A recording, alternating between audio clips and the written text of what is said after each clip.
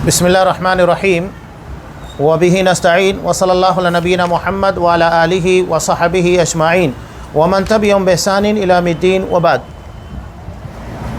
क़ाल अल्लाहु तबारक व तआला इन्नमा वलियुकुमुल्लाहु व रसूलुहु वल्लज़ीना आमनुल्लज़ीना युक़ीमूनस्सलाता व यु'तूनज़्ज़काता व हुम राकिऊन व मन यतवल्लल्लाह व रसूलहु वल्लज़ीना आमनु फ़इन्न हिज़्बल्लाहि हुमुल गालिबून।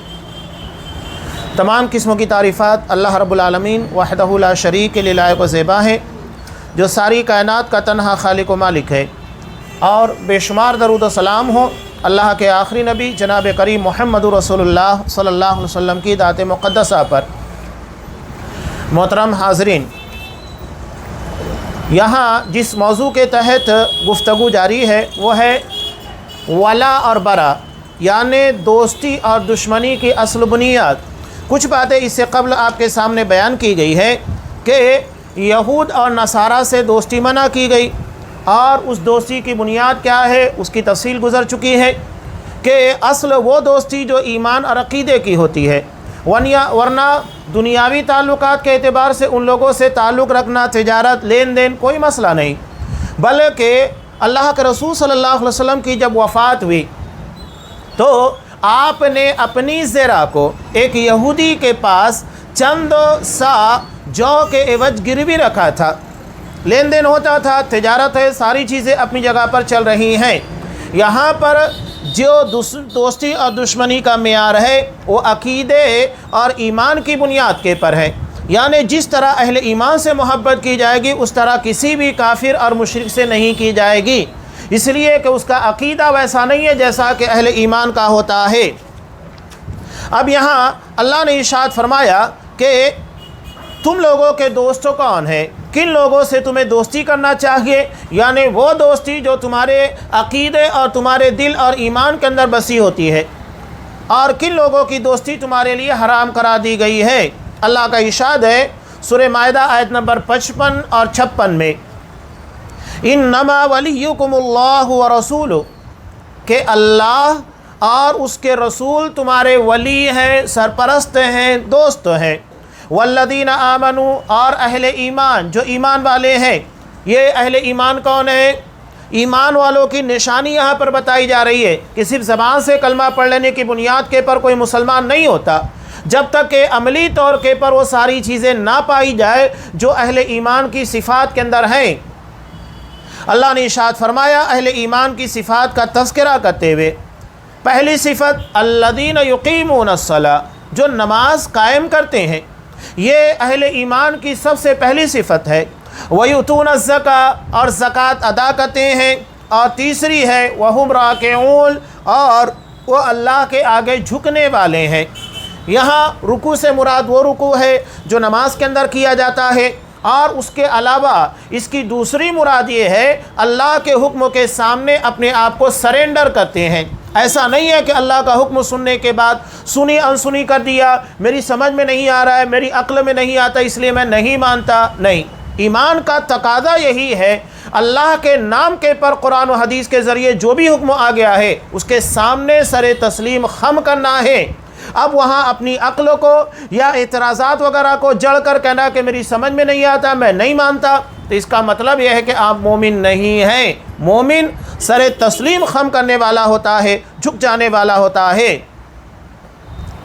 आगे अल्लाह ने दूसरी आयत में इरशाद फरमाया वमन यतवल्लल्लाह व रसूलहु वल्लज़ीना आमनु, और जो अहले अल्लाह और उसके रसूल और अहले ईमान को अपना वली बनाते हैं, दोस्त बनाते हैं, फ़इन्न हिज़्बल्लाहि हुमुल गालिबून, तो अल्लाह ही की जमात गालिब रहने वाली है। अब यहाँ मामला आता है हिज़्बुल्लाह। हिज़्बुल्लाह का मतलब होता है अल्लाह की जमात, हिज़्ब का मतलब होता है जमात, गरोह। अब यहाँ कुछ लोगों ने हिज़्बुल्लाह के ज़रिए अपने आप को इस्लाम का नुमाइंदा बनाकर पेश किया। नाम ऐसा रखा है कि अल्लाह की जमात, लेकिन ये शैतान की जमात है। इसीलिए आप देखिए कि इन लोगों को असलन हिज़्बुल्लाह नहीं हिज़्बुल्लात कहना चाहिए। यानी मुशरिकीन मक्का का जो बुत था, लात, मनात, उज़्ज़ा, ये उन लोगों की जमात है। یہ اہل ایمان کی مدد کرنے کے لیے نہیں، بلکہ اس جماعت کو اور اس جیسی بہت ساری جماعتوں کو بنایا گیا ہے خاص طور سے مسلمانوں کے خاتمے کے لیے، جو سنی صحیح العقیدہ مسلمان ہے۔ اور آج سے 70 سال پہلے یہودیوں کا جو بانی تھا، جو اسرائیل کا بانی تھا، اس نے باقاعدہ یہ پلان طے کیا تھا کہ اسرائیل کے اطراف میں رہنے والے جتنے ممالک ہیں وہاں ہمیں کچھ ایسی جماعتوں کو بنانا چاہیے اور ان کو تیار کرنا چاہیے جو سنی مسلمانوں کا خاتمہ کر کے اسرائیل کی حفاظت کرے، اور یہ کام حزب اللہ جیسی جماعتیں کر رہی ہیں۔ یہ نام اسلامی استعمال کرتی ہیں اور اپنے آپ کو اللہ کی جماعت سے تعبیر کرتی ہیں، لیکن حقیقت میں اللہ کے سب سے بدترین دشمن یہود اور نصارہ کے ایجنٹ ہیں، اور آج مسلمانوں کو بھی سمجھ میں نہیں آتا، اور ان جیسے لوگوں کے مرنے والوں کو شہید قرار دیا جاتا ہے، حالانکہ جن لوگوں کے غلط فیصلے اور ان لوگوں کی بدنیتی کی بنیاد کے پر آج لاکھوں سنی مسلمان شہید ہو چکے ہیں اور ہو رہے ہیں۔ آج غزہ کی جو حالت ہے، لبنان کی جو حالت ہے، یمن کی جو حالت ہے، سیریا کی، عراق کی بات کیجئے، یا تو پھر افغانستان کی بات کیجئے، یا اسلامی ممالک کے اندر جو بھی فتنے بپا کر رہے ہیں، یہ سب وہی جماعت ہے جو کبھی بھی یہود اور نصارہ کو ٹارگٹ نہیں کریں گے، ہمیشہ اسلام اور مسلمانوں کو ٹارگٹ کریں گے۔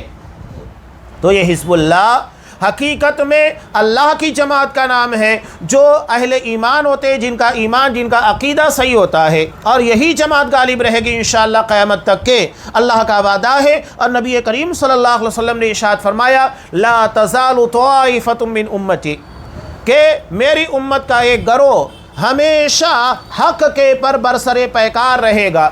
لا تزول طائفۃ من امتی علی الحق منصورین، حق کے اوپر رہنے کی بنیاد پر ان کی مدد کی جائے گی۔ لا یضرهم من خالفهم، ان کے مخالفین ان کا بال بیکا نہیں کر سکتے، نقصان نہیں پہنچا سکتے، حتی یاتی امر اللہ، یہاں تک کہ اللہ کا حکم یعنی قیامت آ جائے۔ یہ اللہ کا وعدہ، اس جماعت کو قیامت تک اللہ محفوظ رکھے گا، جو اصل میں اہل الحدیث ہے، سلفی ہے، جو قرآن و حدیث کے پر اسی طریقے کے مطابق عمل کرنے والے ہیں جس طرح اصحاب کرام کی جماعت نے عمل کیا۔ ان کے عقیدے میں، ان کے منہج میں کہیں کوئی کھوٹ آپ کو نظر نہیں آئے گی۔ یہ حزب اللہ ہے۔ حقیقت میں حزب اللہ کون ہے؟ جو اہل حدیث ہے، سلفی ہے، جو قرآن و حدیث کو اصحاب کرام کی فہم اور ان کی فکروں کے مطابق جانتے ہیں، مانتے ہیں، اور اسی کی تبلیغ اور نشر و اشاعت کرتے ہیں، اور جو بھی اس منہج اور اس عقیدے کے خلاف کھڑا ہوتا ہے اس کا دفاع کرتے ہیں اور اس کی باتوں کو رد کرتے ہیں۔ یہ منہج صحابہ کا دفاع کرنے والے ہیں، اور اس کے پر آنچ آتی ہے تو فوری طور کے پر اپنے قلم اور اپنے علموں کے مطابق جتنا اس کا دفاع ہو سکتا ہے دفاع کرتے ہیں۔ آپ دیکھیے اللہ کے رسول صلی اللہ علیہ وسلم نے ایک نام اور بتایا، اہل السنہ والجماعہ۔ آج دیکھیے اس نام کو ان لوگوں نے رکھا ہے جنہیں نہ تو سنت یعنی عقیدے کا پتہ ہے، جماعت یعنی اصحاب کرام کی طرح دین کی فہم ہے، لیکن اپنے آپ کو اہل سنت والجماعت کہتے ہیں، سنی اور بریلوی۔ تو نام رکھ لینے سے کام نہیں ہوگا۔ یہ نہیں کہ آپ نے اہل سنت والجماعت رکھ لیا تو آپ کا عقیدہ صحیح ہو گیا، آپ کا طریقہ صحیح ہو گیا۔ سنت سے مراد عقیدہ ہے۔ شرح السنہ جسے شیخ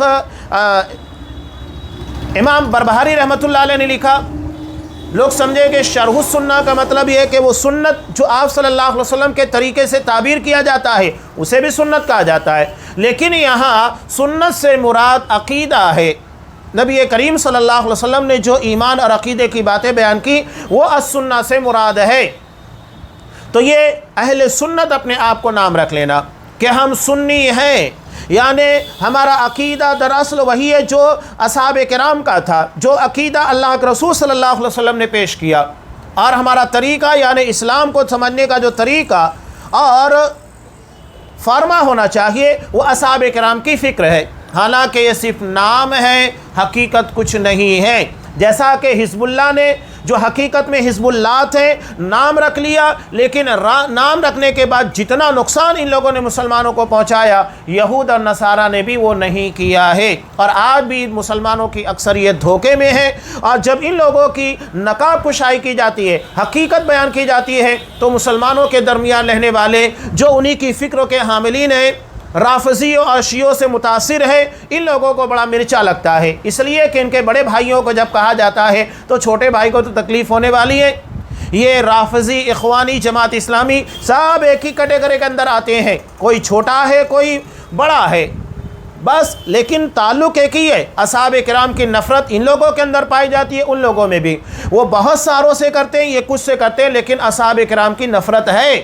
صحابہ کے منہج سے ہٹے ہوئے، مسلمانوں کو ٹارگیٹ کرنے والے، اسلامی حکومتوں کے خلاف بولنے والے، مسلمانوں کو جہاں دیکھیں ہندوستان کے اندر بھی سیمی کے نام کے پر اتنا بدنام کیا اور اتنے سارے مسلمانوں کو پھنسایا، یہ سب وہی اخوانی فکر کے، تحریکی فکر کے، جماعت اسلامی کی فکر کے حاملین ہیں، اور اپنے آپ کو کہتے ہیں اقامت دین کا نعرہ، ہم دین کو قائم کر رہے ہیں۔ دین کا پتہ نہیں ہے، دین کو قائم کرنے چلے۔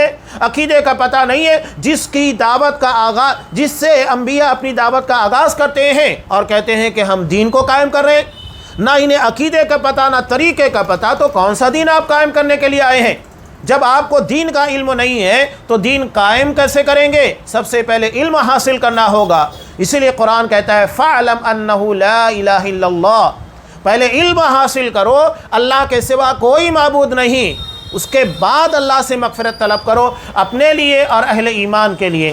اللہ کے بارے میں علم ہوگا، اس کی مغفرت کی وسعت کا علم ہوگا، تبھی بندہ اللہ کے رحم و کرم کے سامنے بھیک مانگے گا، ہاتھوں کو پھیلائے گا اور اس سے مغفرت کو چاہے گا۔ آگے اللہ تبارک و تعالیٰ نے ارشاد فرمایا، سورہ فتح آیت نمبر 29، مشہور آیت ہے، آپ اسے اصحاب کرام کی عظمت کے طور کے پر بارہا سنتے رہتے ہیں۔ اللہ تبارک و تعالیٰ کا ارشاد ہے، محمد الرسول اللہ، محمد صلی اللہ علیہ وسلم اللہ کے رسول ہے، والذین معہ، اور جو آپ کے ساتھ ہیں، یعنی ہر جگہ نبی کے ساتھ صحابہ ہیں۔ قرآن وہی کہہ رہا ہے والذین معہ، جو نبی کے ساتھی ہیں، ہر جگہ ساتھ کے ساتھ دیا، جان سے ساتھ دیا، مال سے، وقت سے، ہر چیز سے، دامے درمے سخنے، ہر اعتبار سے ساتھ دیا۔ اشداء علی الکفار، کفار کے پر بڑے سخت ہیں، رحماء بینہم، اور آپس میں بڑے رحیم و کریم ہیں، ایک دوسرے کے لیے بہت نرم و مزاج ہے۔ قرآن نے جو اصحاب کرام کا مزاج بتایا اور ان لوگوں کا طریقہ بتایا، بڑے افسوس کے ساتھ کہنا پڑتا ہے کہ ہم مسلمانوں کے لیے بہت سخت ہیں اور کفار کے سامنے بڑے نرم ہوتے ہیں۔ یہ عالمی سطح کے پر بھی ہوتا ہے اور بدنصیبی کے ساتھ ہمارے درمیان بھی ہوتا ہے کہ ہم اگر مسلمانوں کے خلاف کچھ کرنا ہے تو بہت سخت ہو جاتے ہیں، لیکن وہیں کفار اور مشرکین کی بات آتی ہے تو دل کے اندر بڑی نرمی آ جاتی ہے، یا ان لوگوں کی دہشت آ جاتی ہے، ڈر آ جاتا ہے، لیکن مسلمانوں کے خلاف بڑے سخت ہوتے ہیں۔ اس کا مطلب ہے کہ ہمارے اندر وہ صفت نہیں ہے جو اصحاب کرام کے اندر ہوتی ہے، اور وہ ہونی چاہیے ہمارے اندر، ورنہ ہم اصحاب کرام کے طریقے اور ان لوگوں کی طرح دین کے مطابق چلنے والے کیسے بن پائیں گے؟ تو یہاں اللہ کے رسول صلی اللہ علیہ وسلم کے ساتھیوں کے بارے میں جو بات بیان کی، کفار کے لیے سخت کا مطلب یہ نہیں ہے کہ آپ ان کے سامنے بد اخلاقی کریں، یعنی جب دین کا معاملہ ہو جاتا ہے تو بھی سخت ہو جاتے ہیں۔ دین کے معاملے میں کوئی کمپرمائز نہیں، وہاں پر کسی قسم کا کوئی سمجھاتا نہیں۔ ہاں، جہاں معاملہ تجارت کا ہے، اخلاق کا ہے، دنیا داری کا ہے، تو بہترین اخلاق کا مظاہرہ کرتے ہیں اور ان لوگوں کے ساتھ اچھے طریقے سے پیش آتے ہیں۔ اس بارے میں کوئی دو رائے نہیں، اسلام ہمیں اچھے اخلاق کی تعلیم دیتا ہے، اور اس اچھے اخلاق کے مستحق مسلمان بھی ہیں، غیر مسلم بھی ہیں۔ اگر ہمارے پڑوس میں رہنے والا کوئی غیر مسلم ہے تو وہ ہمارے حسن اخلاق کا مستحق ہے، وہ ہمارا پڑوسی ہے، گرچہ اس کا دین ہمارا دین جدا ہے، لیکن اس کا مطلب یہ نہیں کہ ہم اس کے ساتھ بدتمیزی کریں، اس سے ساتھ گالی گلوچ کریں، اسے پریشان کرنے کی کوشش کریں، تکلیفیں پہنچائیں، نہیں۔ اللہ کے رسول نے جو کہا لا یؤمن احدکم، کہ تم میں کا کوئی شخص مومن نہیں ہو سکتا ہے جب تک کہ اس کا پڑوسی اس کی شرارتوں سے محفوظ نہ ہو۔ تو یہاں پڑوس میں رہنے والا مسلمان ہو، غیر مسلم ہو، سب شامل ہے۔ مسلمان اپنی زبان سے نہ کسی مسلمان کو تکلیف دیتا ہے اور نہ کسی غیر مسلم کو تکلیف دیتا ہے۔ یہاں جو معاملہ بیان کیا جا رہا ہے وہ دین و ایمان اور عقیدے کا ہے۔ جب اس طرح کی باتیں آتی ہیں تو وہاں پر کوئی سمجھاتا نہیں۔ اب یہاں پر موسم قریب آ رہا ہے، دیکھیے دیوالی کا، ہمارے یہاں بہت سارے لوگ چلے جاتے ہیں، ان کی پوجا پاٹ میں بھی شریک ہو جاتے ہیں۔ کتنے مسلمان ایسے ہیں جن لوگوں کو عقیدے کا پتہ ہی نہیں ہے، وہ جا کر गणपति के त्योहारों में शिरकत करते, बल्कि अपने घरों के अंदर बहुत सारे नाम नेहाद मुसलमान जो फिल्मी स्टार हैं और जिन्हें मुसलमान बहुत चाव के साथ पसंद करते हैं और उनकी अदा को अपनाने की कोशिश करते हैं, वो अपने घरों के अंदर देखे गणेश की मूर्तियां बिठा कर रखते हैं, बल्कि दूसरों के यहाँ पर जाते हैं, वहाँ भी जाकर उसका पैर पड़ते हैं। अब बताइए, एक आलिम और मुफ्ती की बात छोड़िए, एक आम आदमी से पूछिए शिर्क है कि नहीं है? खुला हुआ शिर्क है कि आप एक मूर्ति के सामने अपना सर टेके, उसके सामने झुके, हाथ जोड़े, ये तमाम चीज़ें उसके सामने इबादत की हैं, पूजा पाठ की है और आपको मुशरिक बना देती है। लेकिन इतना भी इल्म नहीं है। तो ये वही चीज़ें जो यहाँ पर बयान की गई है, उस जगह पर कोई समझौता नहीं, बल्कि वहाँ सख्त हो जाएंगे, साफ कहेंगे ये हमारे दीन, हमारे अकीदे के ख़िलाफ़ है, हम ऐसा नहीं कर सकते, शिरकत नहीं कर सकते, ना किसी किस्म की तायीद कर सकते हैं। अगर हम इस मामले के अंदर तुम्हारी कोई ऐसे तरीके से दुश्मनी नहीं करते तो दोस्ती भी नहीं करते, इन्हें बुरा भला नहीं कहते, तो इसका मतलब ये नहीं है कि हम इनके साथ अच्छे अखलाक से पेश आएँ। इसलिए कि दीन और अकीदे का मामला है, यहाँ हम अपने उसने अखलाक का समझौते का मुज़ाहरा नहीं कर सकते। अब पीछे इंडिया के अंदर दिल्ली में एक बहुत बड़ी कॉन्फ्रेंस हुई थी, G20, यानी दुनिया के 20 ताकतवर ममालिक जो तरक्की याफ्ता हैं और जिनकी इकनॉमिक्स बहुत सारी चीज़ें के एतबार से देगर ममालिक से मुमताज़ है। उसमें सऊदी अरब भी है, UAE भी है। अब हुआ यूँ कि उसी के अंदर आपने देखा कि तुर्की का कौन आया, तैयब उर्दुगान, जिसे लोग खलीफा कहते हैं, जबकि वो खलीफा है कौन सी खिलाफत की उसके अंदर निशानी पाई जाती है? कोई निशानी नहीं पाई जाती। लेकिन नामोर करते हैं लोग, ज़रा सा कुरान मजीद की 2-4 आयतें तिलावत कर देता है तो पता चलता है कि बहुत बड़ा खलीफा बन गया है। अगर ऐसा है तो फिर आप अरब चले जाइए, आपको दिनों रात तिलावत करने वाले मिलेंगे। शाह सलमान हफिज़हुल्लाह, मोहम्मद बिन सलमान सब हाफिज़ कुरान हैं और दीन के बेहतरीन आलिम हैं, तो उनके सामने आप क्या कहेंगे? पंज वक्ता नमाज़ों के पाबंद हैं और दीन इस्लाम के अकीदों के पाबंद हैं। उनका अकीदा, उनका तरीका सब किताब और सुन्नत के मुताबिक है, उनके बारे में आप क्या कहेंगे? यहाँ तो ना अकीदा है ना तरीका है, बस 2-4 आयतें लोगों के सामने आकर पढ़ दिया, कह दिया खलीफा बन गया। इसराइल को सपोर्ट करने वाला, उनके फ़ौजी के लिए जूते बनाने वाला, हथियार बनाने वाला, उनकी सपोर्ट करने वाला, उसके बाद कहते हैं कि देखो खलीफा है। कौन सा खलीफा जो मुसलमानों को मारने के लिए दुश्मनों की तायीद करता? आगे बहुत सारी बातें आने वाली है इस ज़िम्न में कि दुश्मनी, दोस्ती और दुश्मनी के जो मज़ाहिर है उसके दलाइल जब आएंगे तो समझ में आएगा कि हकीकत में कौन वो है जो वला और बरा को समझता है और कौन नहीं समझता है।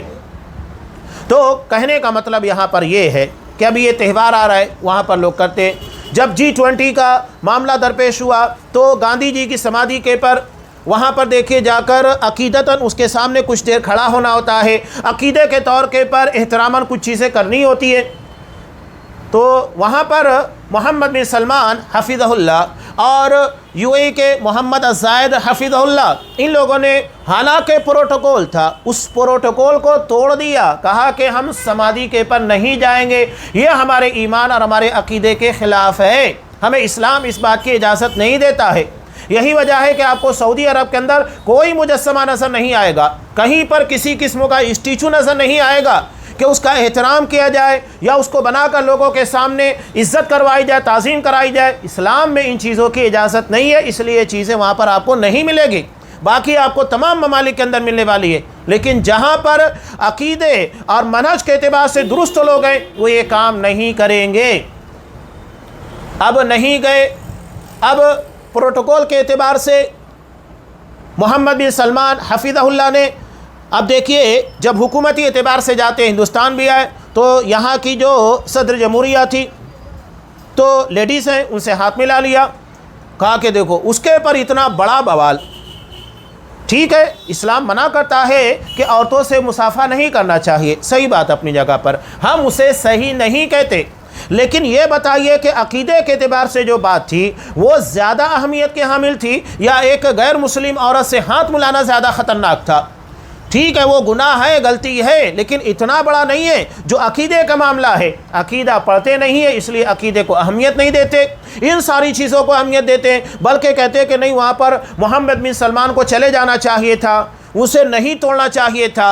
یہ عقیدہ نہیں پڑھنے والوں کا نتیجہ ہے۔ اگر یہ عقیدہ پڑھیں گے تو اس طرح کی باتیں نہیں کریں گے۔ یہ عقیدے سے نابلد ہوتے ہیں، نادان ہوتے ہیں، جاہل ہوتے ہیں۔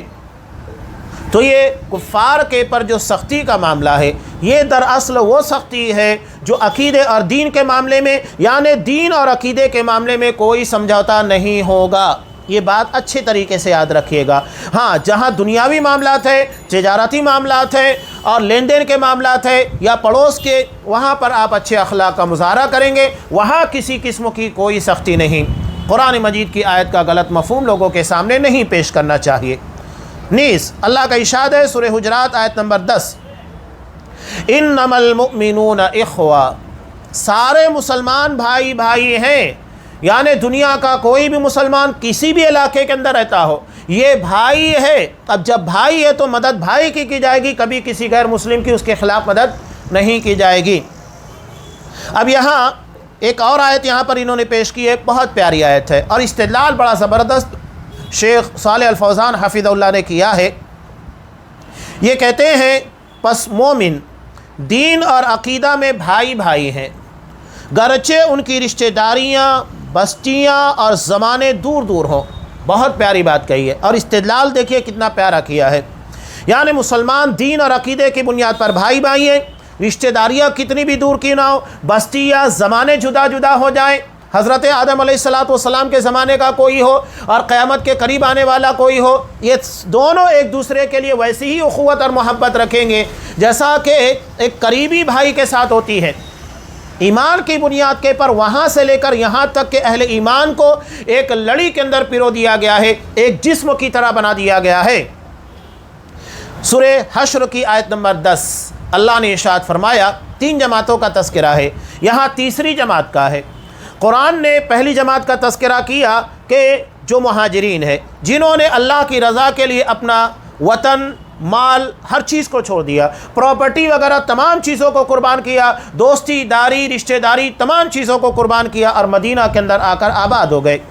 دوسرا گروہ کون ہے کہ وہ گروہ جو انصار کا ہے، وَيُؤْثِرُونَ عَلَىٰ أَنفُسِهِمْ وَلَوْ كَانَ بِهِمْ خَصَاصَةٌ، وہ اپنی ذات کے پر دوسروں کو ترجیح دیتے ہیں حالانکہ خود زیادہ محتاج ہوتے ہیں، لیکن ایمان کی بنیاد کے پر دوسروں کو ترجیح دیتے ہیں۔ اور تیسری جماعت کون سی ہے؟ وَالَّذِينَ جَاءُوا مِن بَعْدِهِمْ، جیسا کہ یہاں پر تذکرہ کیا، جو انصار اور مہاجرین کے بعد آئیں گے قیامت تک کے لیے، سارے اہل ایمان۔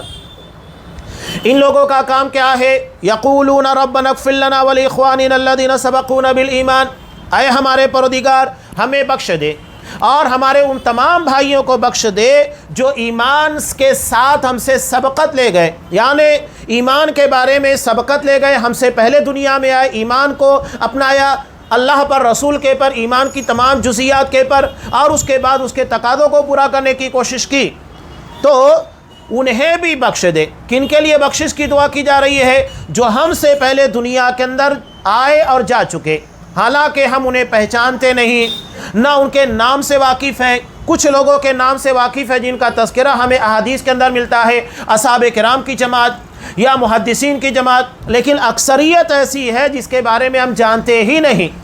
لیکن جب یہ دعا ہم کرتے ہیں کہ اللہ ہمیں بخش دے اور ہم سے پہلے دنیا کے جتنے اہل ایمان آئے اور ایمان میں سبقت کیے چلے گئے، ان تمام اہل ایمان کو بخش دے، تو سوچئے گا جنہیں ہم نہیں جانتے ان لوگوں کے لیے بھی دعا کر رہے ہیں۔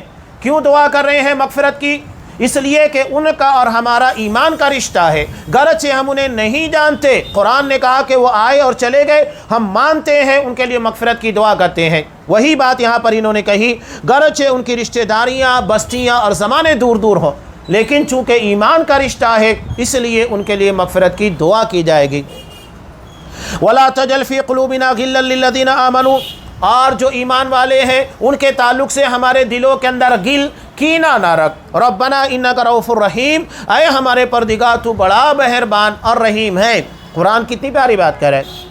جو ہم سے پہلے دنیا سے آئے اور چلے گئے ان کے تعلق سے ہمارے دلوں کے اندر کینہ نہیں ہونا چاہیے، اور جتنے بھی اہل ایمان ہیں ان لوگوں کے تعلق سے دلوں میں کینہ نہیں ہونا چاہیے۔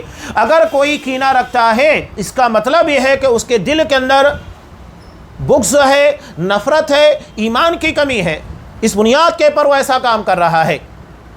یہاں ایک اور اہم بات، ख़ास طور سے آپ دیکھیے گا کہ انجینئر محمد علی مرزا جو ایک فتنہ برپا کیا ہے، جو کہ حقیقت میں رافضی ہے، اور ایک اینکر جو اس کے سامنے رافضی اینکر بیٹھا ہوا تھا، اس سے سوال کرتا ہے کہ آپ نے اصحاب کرام کے آپس کے معاملات کو اٹھا کر آخر امت کے اندر ایسا کون سا کام کر دیا، اس سے کیا فائدہ ہوا؟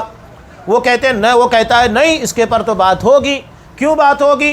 وہ کہتے ہیں کہ جب حضرت ابو مخالفین ہوگے، ایک طرف حق ہوگا، دوسری طرف اس کے مخالفین ہوگے، وہ اپنی عقلوں کو کس طرح لڑاتا ہے، شیطانی دماغ کیسے استعمال کرتا ہے۔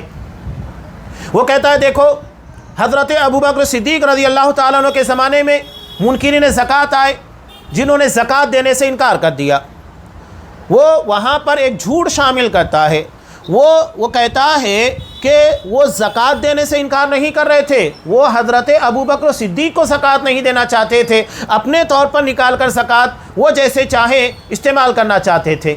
یہ جھوٹ ہے، بلکہ ان لوگوں نے زکوٰۃ دینے سے صاف طور پر انکار کیا اور قرآن کی آیت کا غلط استدلال کیا۔ کہا کہ زکوٰۃ کے بارے میں اللہ نے سورہ توبہ کے اندر نبی کو حکم دیا ہے، خذ من اموالہم صدقہ، ان کے مال سے زکوٰۃ لیجئے۔ اب جب نبی نہیں ہے تو زکوٰۃ لینے کا مسئلہ ہی نہیں، قرآن نے نبی کو زکوٰۃ لینے کے لیے کہا، اس لیے اب نبی نہیں ہے تو ہم زکوٰۃ نہیں دیں گے، حالانکہ غلط استدلال تھا۔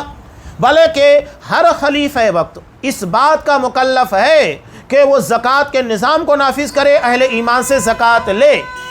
اب وہ کہہ رہے دیکھو حضرت ابوبکر صدیق نے ان لوگوں سے لڑائی کی، لڑا کے نہیں، ہم انہیں غلط کہہ رہے تھے کہ نہیں، اسی طرح حضرت علی رضی اللہ تعالیٰ عنہ کے خلاف جو لوگ تھے وہ بھی غلط تھے۔ نعوذ باللہ، وہ منکرین زکوٰۃ کی طرح ان لوگوں کو بتا رہا ہے، چاہے حضرت مغیرہ بن شعبہ ہو، چاہے حضرت عمرو بن عاص ہو، یا حضرت طلحہ ہو، زبیر وغیرہ ہو، حضرت عائشہ ہو۔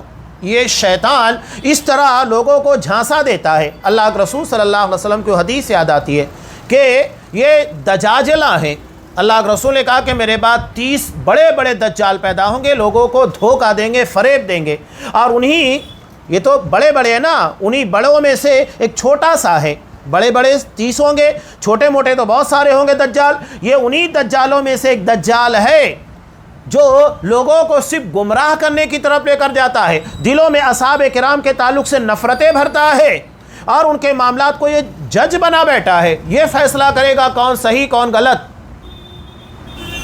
اپنے بارے میں تو حضرت کو پتہ نہیں ہے، صحابہ کے بارے میں آیا ہے زبان کھولنے کے لیے، اور لوگ اس کو فالو کرتے ہیں۔ اور نعوذ باللہ، اسی بنیاد کے پر کتنے ایسے ہیں جو حضرت امیر معاویہ رضی اللہ تعالیٰ عنہ، حضرت عثمان غنی رضی اللہ تعالیٰ عنہ، بڑے بڑے اجلہ اصحاب کرام سے نعوذ باللہ نفرت کرنے لگ گئے، حضرت ابوبکر صدیق، حضرت عمر فاروق رضی اللہ تعالیٰ عنہ جیسے اصحاب کرام سے۔ یہ وقت کا ایک بہت بڑا شیطان ہے، بہت بڑا فتنہ ہے، اور جس انداز سے آ کر لوگوں کے درمیان فتنہ پھیلاتا ہے تو عام لوگ سمجھ نہیں پاتے، بلکہ علماء سمجھتے ہیں کہ کس طرح جھانسا دے رہا ہے، کس جگہ کی بات کو کس جگہ فٹ کرتا ہے، اور اس میں جھوٹ کس طرح شامل کرتا ہے۔ اللہ رحم کرے، اللہ حفاظت کرے امت کی، خاص طور سے نوجوانوں کی اس طرح کے فتنوں سے، آمین۔ تو یہ قرآن کہہ رہا ہے کہ ہمیں دعا مانگنا چاہیے، ہمارے دلوں کے اندر ان لوگوں کے تعلق سے کوئی کینہ نہیں ہو۔ اور یہ انجینئر محمد علی مرزا اصحاب کرام کے تعلق سے دلوں کے اندر کینہ ڈالتا ہے، جبکہ قرآن ہم کو کہہ رہا ہے کہ دعا مانگو ہمارے دلوں کے اندر کوئی کینہ نہ ہو، اور یہ اسی کینے کو پنپا رہا ہے، اسے بڑھاوا دینے کی کوشش کر رہا ہے، اور لوگوں کو گمراہ کر رہا ہے قرآن مجید کی آیت اور اس کے حکموں کے بالکل خلاف۔ ربنا انک رؤوف رحیم، اے ہمارے پروردگار تو بڑا رحیم و کریم ہے۔ پس مومن اول خلیفہ سے آخر تک، اگرچہ ان کی بستیاں دور ہوں، زمانے پھیلے ہوئے ہوں، بھائی بھائی ہیں، یعنی حضرت ابوبکر صدیق سے لے کر قیامت تک کے تمام اہل ایمان، ایمان کی بنیاد کے پر بھائی بھائی ہیں، ایک دوسرے سے جڑے ہوئے ہیں، ایمان کا رشتہ انہیں جوڑے ہوئے ہیں، گرچہ زمانے ہزاروں سال پرانے ہو جائیں، بستیاں ہم سے ہزاروں کلومیٹر دور ہو جائیں، ایمان کا ایک رشتہ ہے جو ہمیں ان سے جوڑے رہے گا، اور ان کے لیے مغفرت کی دعا کے پر ہمیں ابھارے گا، اور ان کے لیے دعا کرتے رہنا ہے۔ اب یہاں آگے جو چیزیں آنے والی ہیں، دوستی اور دشمنی کے مظاہر اور ان کے دلائل، یعنی وہ کون کون سی شکلیں ہیں جن کی بنیاد کے پر ہم کفار کی طرف جاتے ہیں، یا ان سے دوستی کا اظہار کرتے ہیں، یا ان کی دوستی کی طرف مائل ہوتے ہیں۔ بہت سارے دلائل ہیں جو انشاءاللہ تفصیل کے ساتھ آئندہ کے دروس میں آپ کے سامنے بیان کیے جائیں گے۔ یہ بڑا اہم موضوع ہے، تفصیل کے ساتھ ان تمام چیزوں کو انشاءاللہ پیش کیا جائے گا۔ اللہ تبارک و تعالیٰ سے دعا ہے کہ ہمیں ہر قسم کے شرور و فتن سے محفوظ رکھے، خالص توحید کی دولت عنایت فرمائے، اور ہمیں اسی کی طرف تمام لوگوں کو دعوت دینے کی توفیق دے۔ ہمارے عقیدے کے ساتھ ساتھ ہمارے منہج، ہمارے طریقے کی بھی اصلاح کرے، وہی منہج اپنانے اور وہی طریقہ اختیار کرنے کی توفیق دے جو اصحاب کرام کا تھا، اور ہر قسم کی گمراہیوں سے امت کی حفاظت کرے۔ آمین۔ وآخر دعوانا ان الحمد للہ رب العالمین۔